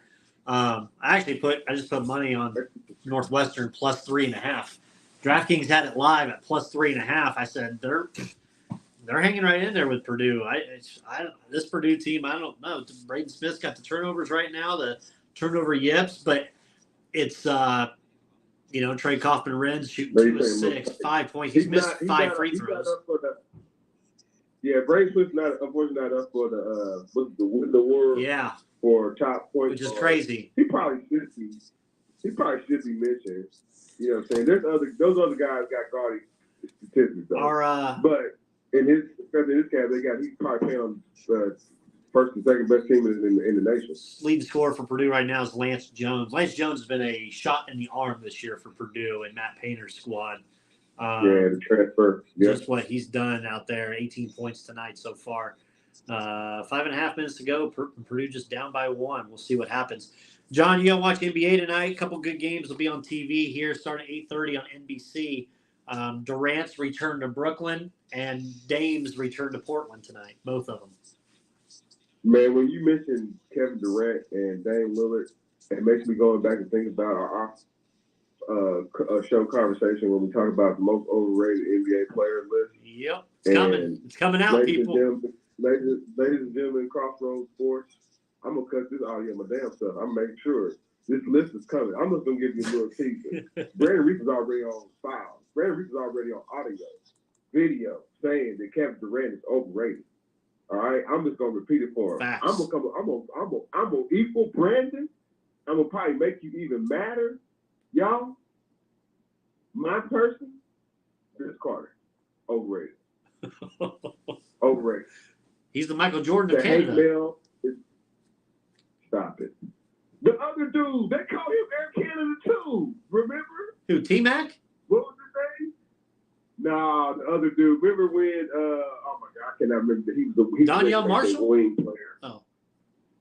I mean, those are days of random Toronto Raptors. Damon Stoudemire, They had- Antonio Davis, Del Curry. Nah, man, he played small forward with before Kawhi Leonard got there. I Okay. cannot remember his name. Save my life. Small forward. I cannot remember. He dunked a lot. Kind of played like a Bonzi Well type of role for Toronto. Then Give me a second, I'll find it out. forward. I cannot remember his damn name right now. He's from France. You got to talk about Chris Bosh. No, he Oh. was there with my man. DeMar DeRozan? I can't. No, I told you he's from France. That I know for sure. I can't remember his name right now. Bargnani? But they call him Eric Kinsler. He's a black guy. John, I'm looking at their top 15 players all time here. Kawhi, Vince, Bosh, Lowry, DeRozan, Siakam, Stoudemire, McGrady, Morris Peterson, Antonio Davis, Bargnani, Doug Christie, Fred VanVleet, Jonas Valanciunas, and Serge Ibaka. That's their top 15 all time. Doug Christie's on their top. That's ridiculous. I did not know that. It ain't Doug Christie either. Man, this dude, I can't remember his name. It'll come to me after the show goes off, man. But like, nah, man. You say Durant, I'm saying Vince Carter, man. The list is compiling, y'all. It's There's coming. other people that y'all gonna agree with. There's other people that gonna agree with it. When I say Peter Vesey, he's overrated. He's a sports. He's not a player. He's an NBA reporter, but he's overrated. He's overrated. Okay. The list is coming. There's going to be some upset people. You're not talking about Bismack Biyombo. Nah, man, not this man. You said France? It'll come to me. Yeah. Did they call him Air France? Let me look up Air France. I thought they called him Air Canada, man. He played for them. He's always done like Air France was like Michael Petrus. There you go. Michael Petrus and Vince Carter, same thing. Man. Is that the guy you were talking about, Petrus? Same thing. Yeah. I would not have had him go. for the Raptors. When I think of Michael Petrus, I think Orlando. Do you? I do. Didn't he play with Golden State for a minute too? I think so. I can bring up his Before thing. Stephen and them got there, he played for them. He played with He played. He started with Golden State from 2003 to 2008. Yeah. Then he went to Orlando, and then Phoenix, and then Boston, and then Toronto to finish his career. Man, Toronto, man. He come out with a dunk. I felt like they would call him Air Canada. I said, you got to be kidding. Did you see the NBA All-Star Weekend festivities are starting to come out a little bit? They're going to have a one-on-one three-point shootout with Sabrina Ionescu against Steph Curry, which I was about to get pissed on Twitter. Then I realized it's a one-off, so they are going to have the regular three-point contest. So I was going to be really pissed if it was one-on-one. I think Halliburton's he kind of tipped his hat that he's going to be in it, which I think between him and even Neesmith should be in it. Really, Neesmith's shooting hella good from three. The dunk contest, I don't know who, but the coaches for the Rising Stars game, John, Jalen Rose, Tamika Catchings, and Detlef Schrempf. Okay. Detlef, oh man, everybody's a former Hoosier. They got is Chuck out of prison? He can come, right? Chuck Person. Whoa, slow that down, man. I don't know. Chuck come around. The rifleman. He was in jail, man. He'll be here. I guarantee you. Was he in jail? He'll be here. Vern Flippin be. He was. He had to do some time on some wiretap stuff for the college, man. Haywood Workman. Let Haywood come back. Who? He coming? He just reffed here the other night. You gonna name all the papers?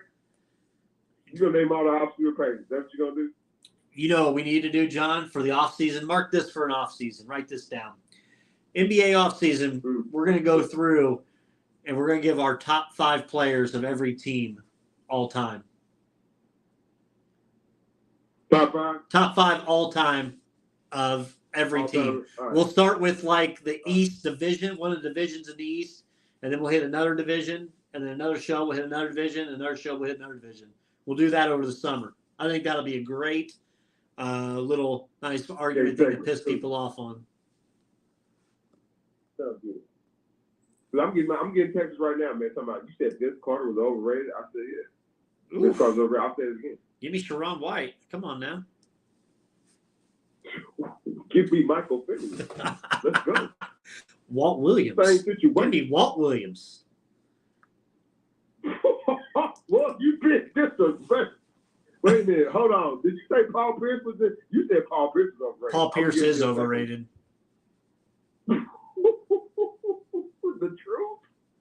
I mean, the problem is, y'all, Paul Pierce, Brandon Reed. Paul Pierce thinks he's good as Larry Bird in a Boston Celtics uniform. That's what makes him overrated. He ain't. No, sir. But he's like all-time leading scorer in Boston Celtics history. That he got. He hugged the ball. Hey, man, he also used to kill the place, man. Al Harris could do nothing with Paul Pierce, Brandon. Oh. He could do nothing with Paul Pierce. Nothing. Al Harris could do nothing with Paul Pierce. That's why he got traded to Atlanta, and they traded back for him. He still could do nothing with Paul Pierce. An easy one on my list is Dylan Brooks. Dylan Brooks is one of the most overrated players currently in the league, besides Dylan Brooks is overrated. I think we all agree. Hey, man, that's what's going to get everybody back to, so like, Brandon, we'll tell everybody who's like, what? The shocker? And then we'll tell Dylan Brooks, oh, yeah, Dylan. Fuck Dylan Brooks. That's what they'd be like, heck yeah. He's terrible. Do you give he's a clown. Do you think Wiggins or Clay? If you had to choose one, overrated. You got to choose one. Klay Thompson's not overrated. He's over the hill. He's over the hill. Man, you crazy. That's different. That's like remember when Scottie Pippen went back to the Bulls? He was over the hill. You know, remember? You know what I'm saying? He had went from Portland and back to Houston. Oh, and like that was a hot. You ain't gonna say my number one guy? Yeah. Overrated number one, besides Durant? I thought Durant was. Well, I mean, he is, but it's 1A and 1B. Hey, lucky I'm talking about it. Iverson. Oh, man, you gonna get me so careful. You gonna get me so careful. John. Allen Iverson, man. You gonna get me so careful. Man, listen.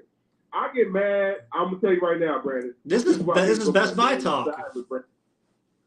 I get mad. Listen, Allen Iverson's handle is fantastic. This is what he's known for, right? But Tim Hardaway got the better crossover in America. I'm telling you. And like when Allen Iverson came, he came with hip hop. He was inefficient. I'm gonna do my thing my own way. But man, John, what's his biggest accomplishment? His biggest accomplishment is winning one game in the NBA Finals ever.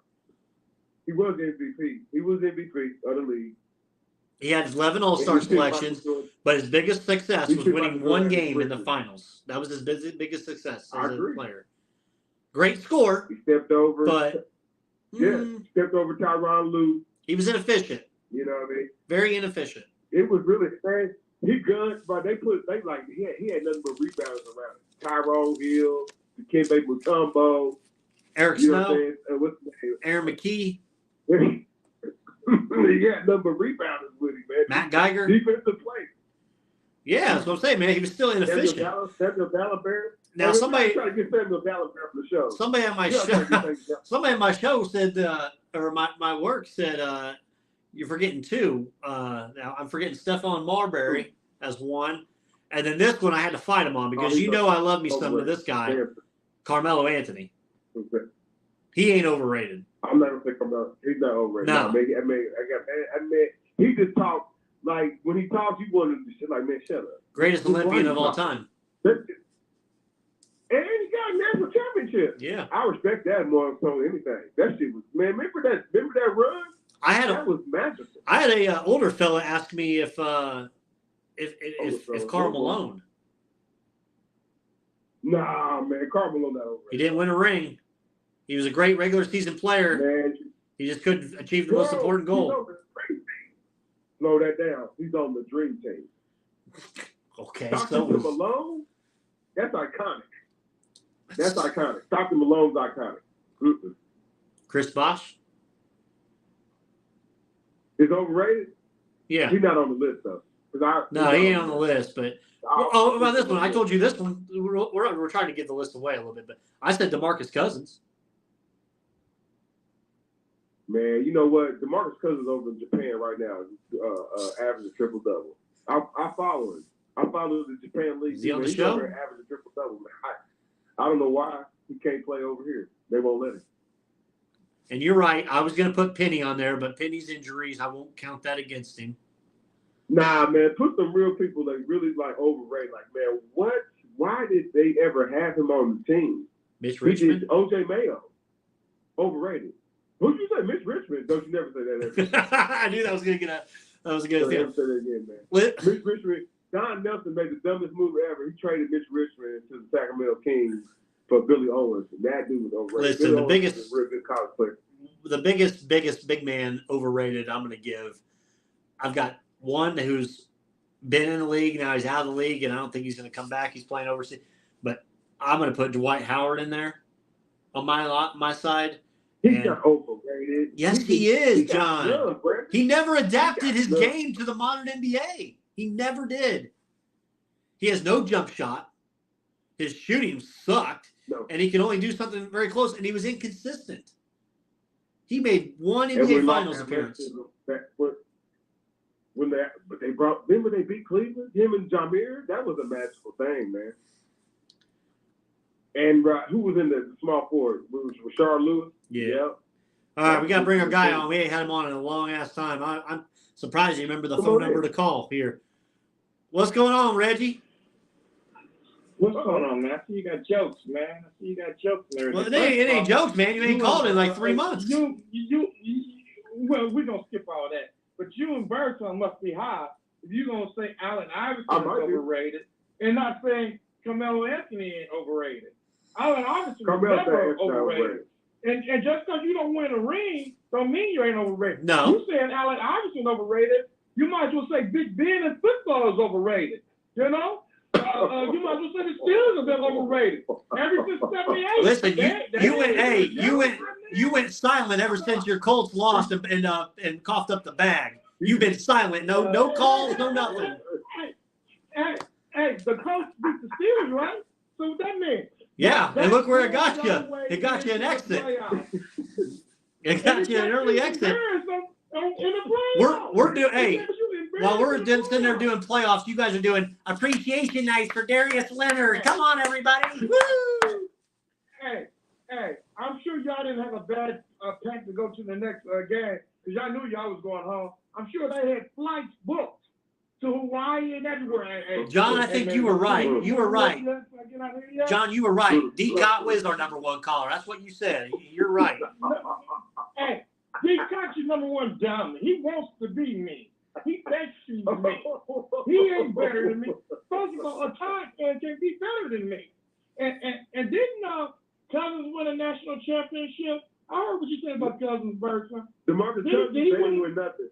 No, man. No, he did not. He was with John Wall. Him and John Wall didn't win nothing, man. That was horrible. DeMarcus Cousins wasn't overrated. I didn't like him, but he wasn't overrated. Carmelo wasn't overrated. Iverson wasn't overrated. He was overrated. Who? He's overrated. I'm sorry. DeMarcus Cousins overrated. No, man. Y'all confused, man. I might question y'all sports knowledge now here. Next thing you know, you're gonna tell me Scottie Pippen was the greatest or something. You know? No, Scottie Pippen's the top small forward. He's top small forward in the 90s. Bull crap, man. He was only that because of Jordan. After Tommy Wilson got hurt and couldn't play no more, like jump no more, like he used to. Remember? Scottie Pippen was the top small forward. He wasn't. And you gotta think, I'm still mad about him. Iverson. How tall was Iverson? 6'1"? And he was dominating. No, Iverson. Mike Jordan coming in, dunking on people. I mean, Iverson's not on that list. I'm sorry. And I don't like Philadelphia. I used to like Philadelphia when I had Dr. J and Moses Malone there, but I can't stand Philly. you know. But I ain't gonna let you talk about Iverson. I don't feel like that. I mean, if you're gonna say anybody's overrated, you can say James is overrated with his crying self and everything and flopping and getting hit in the mouth self. Yeah, you know he ain't overrated. You know he's not overrated. Overrated. He gets calls. Look, he needs that player in the back that one game, and he fell out. He didn't get up until he got up. Overrated. Overrated flopper. That's what I call it. Yeah. I love everything he does for the community and everything.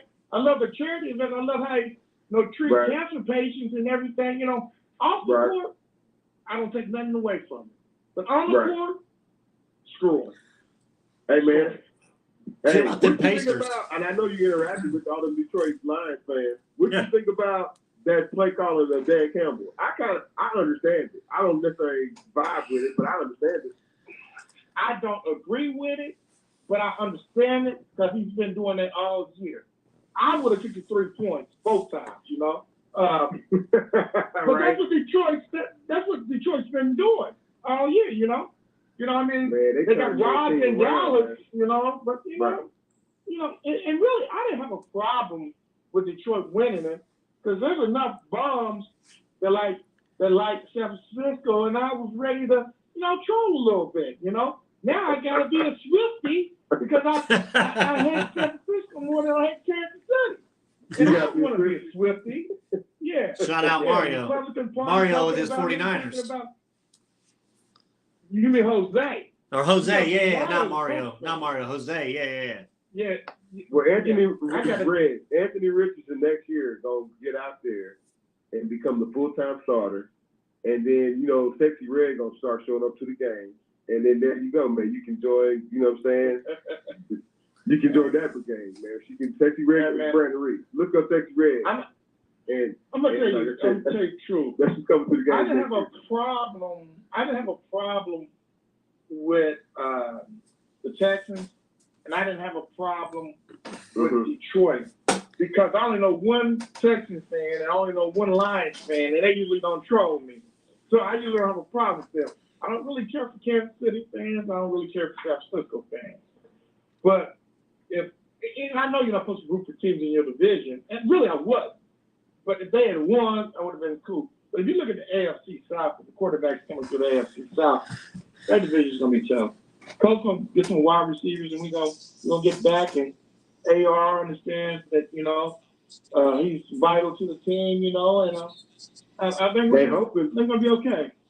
They hoping they can get Brock, that kid from Georgia, that tight end. It ain't going to be him because he's going to be gone by the time the coach picks. Yeah, he'll be gone, but there's some wide receivers out there. I would love to have Marvin Harrison, but I'm not gonna give up the house to get him, to move up that far to get him. You know what I'm saying? Right. So, they got some trade up. First of all, they gotta re-sign our Pittman because he may not get you long, but he's a very reliable guy coming across. He's gonna catch it. So you have to re-sign him. They're going to put the franchise tag on him. They're going to put the franchise tag on him. I'm telling you that right now. They're going to put the franchise They're going to put the franchise tag on him because they're not going to have. They're going to try to save some money or bring in some money from somewhere else.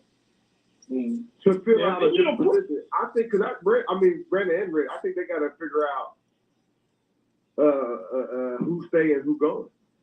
They got they do.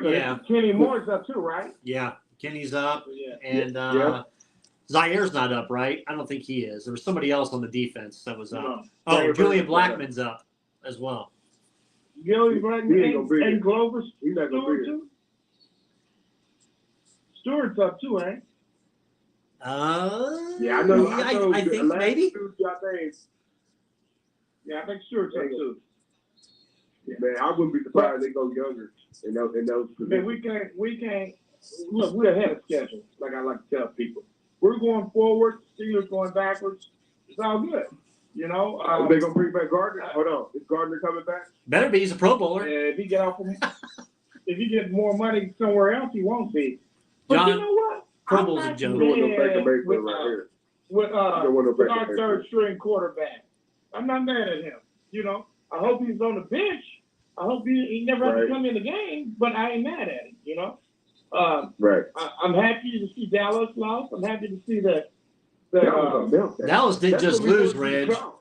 Dallas got That's what we annihilated. wanted you to call, Red. Yeah. We spared Dak Prescott, and I felt like, and the owner. But that's what we wanted you to call. But that was a meltdown. That was horrible. Yeah, man. Yeah, man. I've had a few things going on this last month, man. I apologize. No, I understand, man. For getting y'all for letting y'all suffer through girls' calls. The Tad dummy. Well, don't let it happen again. I think he cried when Dick retired and everything. You know, he cried. You know, but yeah. He's not done crying. Hey, they took out the quarterback. Milroe's still there. He didn't leave. He's still there. Yeah, true. But they got a lot of players gone in the portal and transferred up to Ohio State and everywhere else. So, you know what I'm saying? Ohio State ain't got no excuses this year. How about them Dodgers? Look, I'm running through the gauntlet of sports I hadn't That's cool. so long. That's cool. How about them Dodgers? I didn't see that's a lot of money. I saw it coming. I told everybody last year that guy was going to be a Dodger. I told everybody. So if you didn't want to leave, from an international standpoint, they look at places like Los Angeles or even New York City. But like right now, Los Angeles just makes the most sense because one, I'm not trying because he's Asian and like out there, that's easy, you know, money over to back and forth. I need him to win now. I need him to win, Reg. DraftKings gave you gave you a promo for it. I put $10 to win $200. I'm gonna sign up for that one too. I bet you on their board, they trying to figure out how they can win the next 5. I bet you on their board, on their goal board. I bet you on their goal. I'm not saying they are going to. Go ahead. Next year, he deferred his salary. He said, you know, he's a good baseball player. Right. He makes so much money off endorsements and overseas and stuff too. But then he's not pitching next year. You know, he's still going through that. You know, with that. I don't think he's not full time. I thought he was pitching, but wasn't going to be a full. I don't know. No, he's not pitching at all next year. Man, y'all don't have dude. That's crazy. That dude, man. Oh my God! If he can pitch for it, like you can. Are they sign the World Series up? Are they keeping? Are they going to keep Kershaw? Because I feel like that's got to get close to the end of the road. And I like Kershaw regular season. Playoffs, I hate Kershaw. I was say, yeah. They've already said some goodbyes. They didn't say goodbye to him. They've already said goodbye to some players already. Kershaw is the Dak of the Major League Baseball. Damn. Kershaw is the Dak of Major League Baseball. Yes, he maybe is. end up with the Cubs then. He up out here in Chicago. He's on the back end of his career. I don't know if he's going to get another big contract. Yeah. You know, I mean, I know players are playing longer nowadays. But I don't know. But I will admit this. Brandon, I kind of like the Cincinnati Reds. Now I'm going to have to go check out a game with you when the Dodgers get. So I like the Dodgers. I like the Reds. There we go. And I like some of the things they're doing. If the owners stop being dumb and do what they need to do, you know. Yep. I'm going to have to go check out a game with you, you know. Sounds good. We got cheap tickets down there, too. So, yeah. But I'm happy with the Pacers. And I made a $10 bet. I think it went $200 for the Pacers to make the playoffs of the NCAA tournament. So I think that's going to be a sure I think D. Cotton cursed us for tomorrow. He put a guarantee on. Guaranteed win at New York. No doubt. That makes me nervous. Well, Randall isn't playing tomorrow. Well, I understand. And you know what? This dummy, he thinks Alabama's going to win it every year, so his guarantee is going to mean anything. But we should win. I'm going to take the Pacers on the points. I'm sure New York's probably going to be favored. By 3, yes. So, yeah, I'm going to take the Pacers on the points. What's the over-under? 242 and a half. I'm going to take the over. No, I'm going to take the under. Because New York, I'm going to take the under. Yeah. Hey, Red, before we let you go, I know it's happy anniversary. I want to hit on the positive though. I know it's happy anniversary for you. Mm-hmm. You know what I'm saying? I don't know if we're supposed to blow your cover or not, but happy anniversary, wedding anniversary. And I also want to say that how many years ago this is before Reggie was married though. I was in a bar 10 years ago today when the Pacers they signed Andrew Wiggins. I was standing right next to him. He said, "You won't believe this bird song." He told me the song. I said, "What?" And I immediately dropped my beer. You know, I'm not known for no beer dropping. But yeah, that was the fall of the Pacers. That was one of the worst days. But like not Andrew Wiggins. It was Andrew. What's his name? Bynum. No, it was Andrew Bynum. Andrew Bynum.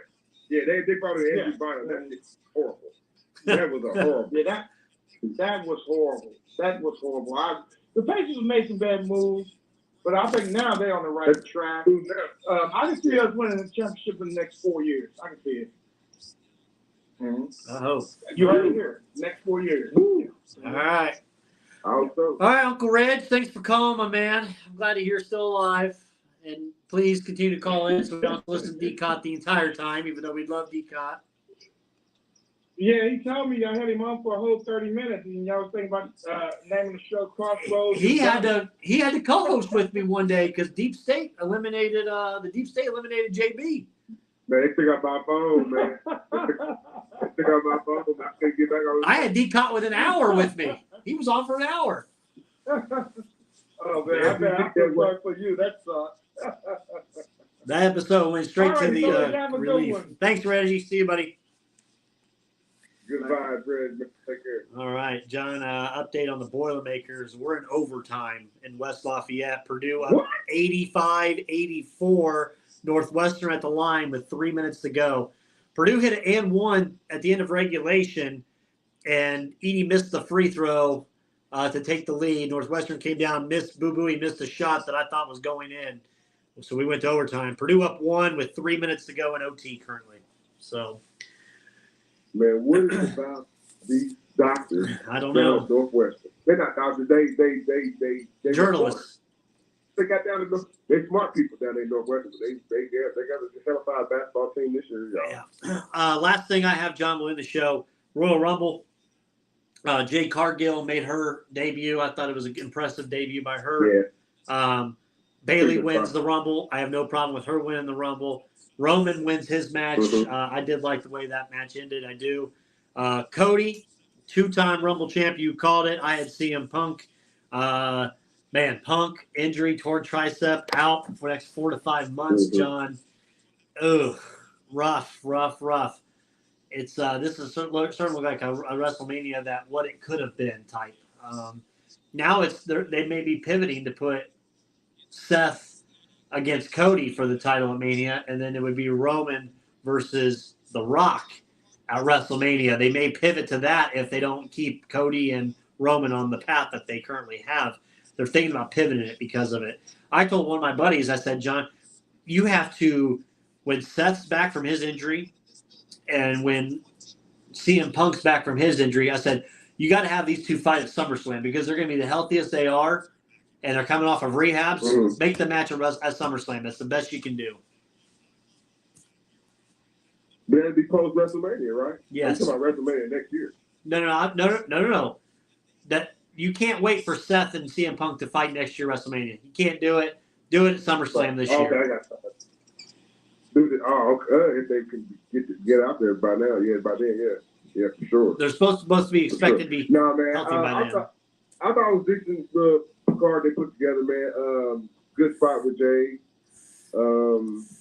I kind of seen the writing on the wall with Cody Rhodes. Kind of where I was with that. You know, they got no problem with Bailey winning. Kind of, like you said, but like overall, pretty good card. WWE put together. Unfortunately, a lot of stank. Kind of going into it, man. Slim Jim pulled out because of the Vince McMahon stuff. It's just whatever Vince McMahon had guys going on, man. That's terrible, man. It stank, y'all. Terrible. You know what I mean? Yeah. But like, man, I don't know, man. It's kind of all kind of little controversy, kind of getting not talked about, man. I know we kind of glazed over Jim Irsay, but I know we wrapped for sure for time, man. So we'll talk about that for another time. Okay, I'll let you wrap this. Sports, man. But like, Brady, sweet, man. I know. Who called into the show, who didn't, man. But like, I want to say thank you to Reg and D. Cocker for chiming in, man. It's always cool. It really is to chime in with those two. On even sports topic, whether it be Pacers, Steelers, Colts, you know what I'm saying? They know their stuff too, right? But I want to say thank you for them. I want to also say thank you to the folks who chimed on the Facebook Live and liked, in the conversation that's kind of going on there right there too as well, man. Thanks to those folks as well. I also want to say thank you to our sponsors, Scott K. Nicholson, State Farm Insurance, and Magnum. That's why you should say it so fast. Maverick Custom Motorsports, our other sponsor. Thank them as well, man, for making Crossroads Sports special as it can be. Ladies and gentlemen, listen to my voice. Listen, check out, if you need insurance, check out Scott K. Nicholson. If you need, check out Scott K. Nicholson. If you need, motorcycle accessories or speedboat accessories, or any type of leisure, just get down to folks. Maverick Custom Motorsports. It's a party-like atmosphere. They kind of have. With the stuff that they sell down there in Max. So, like, if you need any of those items, man, please hit up our sponsors for sure. Outside of that, man, me and Brandon will be back next week, bigger, better than ever, man. Super Bowl preview. Tanner will be, we'll have Tanner will hop on, talk 49ers. We'll talk Super Bowl. Nick Peterson's going to be on with us next week, John, talk college basketball. So it's going to be a packed show next week. Yeah, packed show next week. I mean, my homie David Bridges, our homie, might chime in, talk a little racing as well. But no, we're gonna have a great show next week. Talk big game. Can't say the Super Bowl without being sued, so we won't say it. But no, man, a big show next week, man. How you can be on the show? Click the link on my page. I'm going that route. Click the link on Crossroads Sports page or follow us on Twitter. All those things. But hey, man, we can get more people calling in, Brandon. Call the show 929. I don't feel say enough for the show. So yeah, folks listen to my voice. Call 929-477-3331 next time, and you can call and talk to me and Brandon. Express your sports opinion. If we probably didn't cover your team. I know we didn't talk about Caitlin Clark in Iowa. I know we didn't talk about on this show anyway. But I know we didn't talk about this past weekend's game between LSU and South Carolina. I know we didn't talk about a whole lot of things, but like, man, the sports conversation continues. It ain't just me and Brandon Reef on this phone call, on this podcast conversation. It continues on Twitter. You can reach him at Brandon Reef or Crossroads Sports. You can reach me at 3 Foolish Men. And like I said, man, our show is accessible to everybody, man. With that being said, I know I'm rambling on, and I know we're going short for time, but I am Jonathan Burton. That's been Brandon Reef. This is Crossroads Sports. Thanks for listening, everybody. Thanks for listening to the